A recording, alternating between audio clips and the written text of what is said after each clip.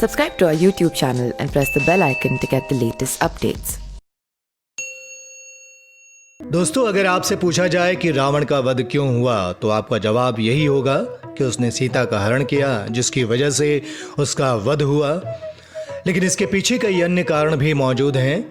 दरअसल रावण के वध के पीछे सीता हरण ही नहीं बल्कि कई और कारण भी थे जिनका जिक्र शास्त्रों में किया गया है। यह बात उस समय की है जब भगवान शिव से रावण को वरदान मिला था और शक्तिशाली खड्ग पाने के बाद वो और अधिक अहंकारी हो गया। आखिर में यही अहंकार उसके अंत का कारण बना। एक बार रावण पृथ्वी का भ्रमण करता हुआ हिमालय के जंगलों में गया। वहां उसे एक खूबसूरत कन्या दिखी जो तपस्या में लीन थी। कन्या को तपस्या में लीन देखकर रावण का आतताई राक्षस रूप जाग उठा और उसने उस कन्या की तपस्या को भंग करना चाहा।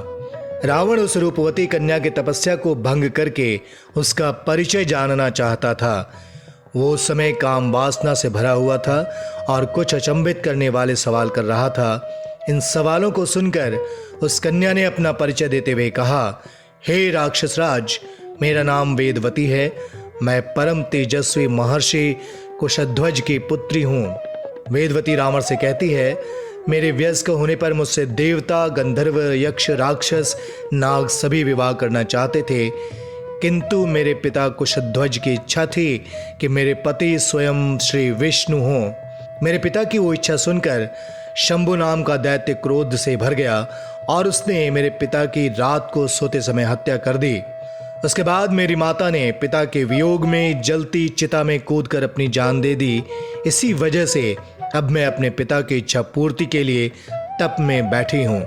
वेदवती ने रावण से आगे कहा कि मैं इस तप को पूरा कर कर अपने पिता की इच्छा को पूरा करूंगी।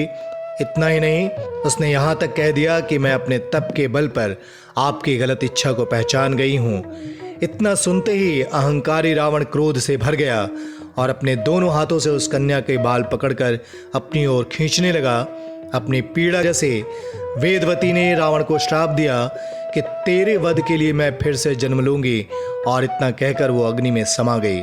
इस जन्म में भी रावण फिर से उस कन्या का हरण करना चाहता था और अपने बल के दम पर कन्या को अपने महल में ले गया। महल में उपस्थित ज्योतिषियों ने उस कन्या को देखा और रावण से कहा, अगर ये कन्या इस महल में रही तो अवश्य ही आपके मृत्यु का कारण बनेगी। ये बात सुनकर रावण ने उस कन्या को समुद्र में फेंकवा दिया।